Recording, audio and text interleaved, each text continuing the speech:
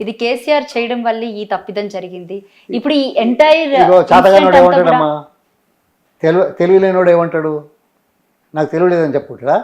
చాతగానోడు నాకు చాతనైతే లేదని చెప్తాడా? అధికారం రావడం కోసం ఎన్ని అబద్ధాలు ఆడినారు, ఎన్ని హామీలు ఇచ్చారు. నేను అందుకే మొన్నటి మీ ఇంటర్వ్యూలో కూడా చెప్పాను.